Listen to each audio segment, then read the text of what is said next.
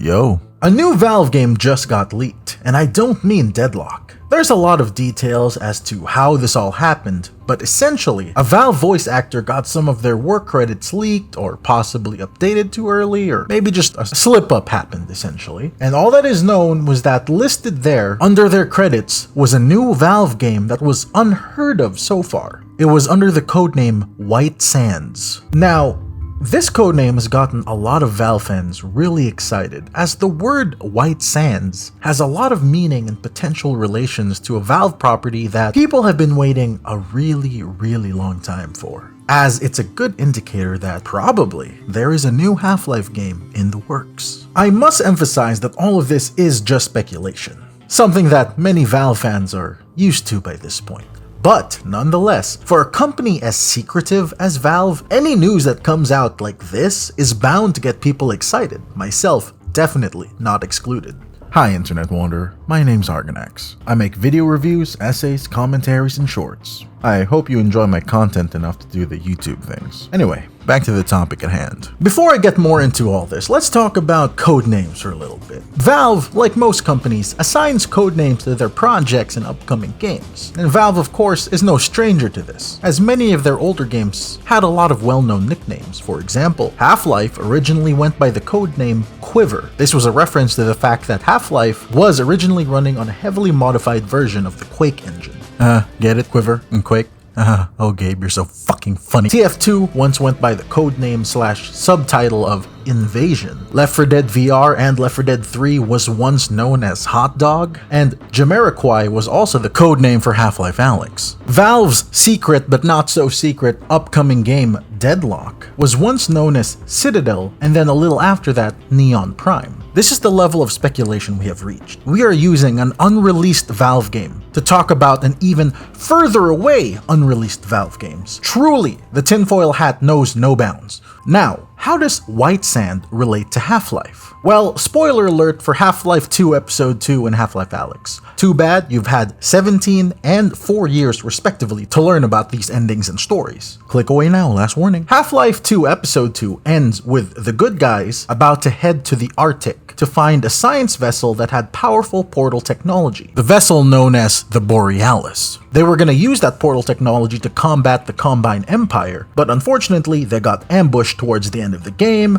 and Alex's dad, Eli, dies. And in Half-Life Alyx, G-Man changes the past. He spares Eli, but imprisons Alex, who now replaces Gordon as G-Man's new hiree or employee. So the word Whitesands could be talking about the Arctic, snow and whatnot. Maybe Gordon and his friends are gonna travel there to find the Borealis as a means to save Alex, or stop the Combine, or maybe even kill G-Man, who knows. But there is another thing that it could mean, because Whitesands National Park in New Mexico. Now this place is interesting because Half-Life 1 and Black Mesa was set in an unknown location somewhere in New Mexico. And for those unaware, Black Mesa was ground zero for the entire Half-Life universe. Literally everything that happens in all of these games was a result of the resonance cascade that Gordon and the rest of the Black Mesa staff caused.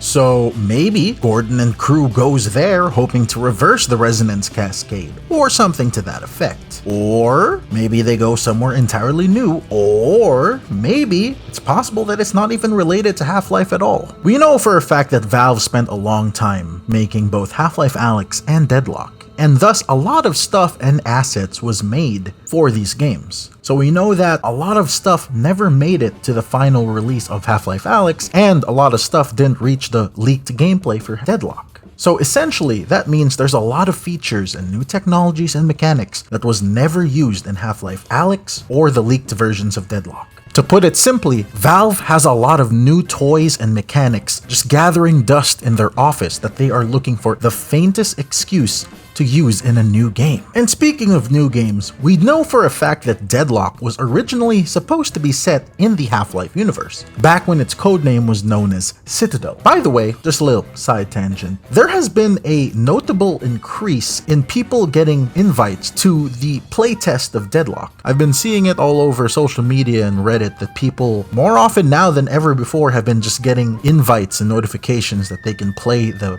playtest for Deadlock. So that's kind of cool, and I guess the only question is, where is my invite? Gay. Tyler McVicker made a video about this whole topic. His video is way better than this one. And in it, he covers a lot of the stuff that Valve has been doing behind the scenes. And one of the things he covers is the fact that Valve has been really tinkering with voxel-based engine mechanics, such as voxel geometry destruction and even voxel hair physics. For those who don't know what voxel means, imagine if the game world was like Minecraft, but it didn't look like Minecraft and was way more realistic and sandboxy than Minecraft. That's the best I got. We know for a fact that Valve was able to achieve some success with this, as in Counter-Strike 2, they use voxels for the smoke grenades in the game. You see, this is really exciting for me because Source 2 is largely untested. Counter-Strike 2 looks really good, but a lot of the textures are still the same from CSGO. And as well, it is an online competitive shooter, so it needs a stable frame rate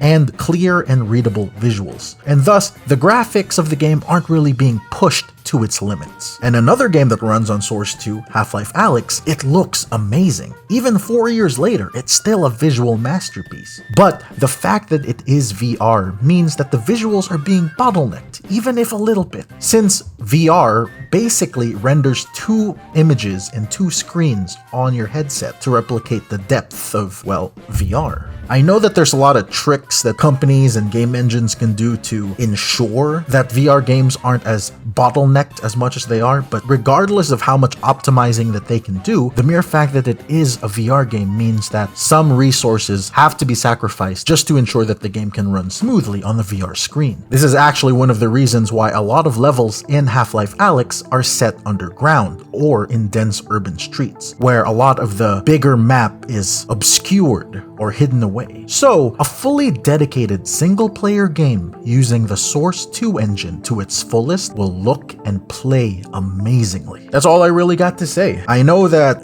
leaks are dime a dozen when it comes to Valve games, and a lot of these leaks don't even end up becoming anything of value. But honestly, I'm just happy because I said in my Return of Valve video that I thought that this decade was gonna be the decade that Valve really starts ramping up their production of games, products, of anything and everything, honestly. So, in my humble opinion, whatever Valve has cooking, rest assured, it's gonna be good. Thanks for watching, Internet Wanderer. Do the YouTube things. Besides, we all know that the one game, the one thing we all truly want from Valve, the only sequel that we really want from Valve is Artifact 2. Please, Gabe, give it to me, mother...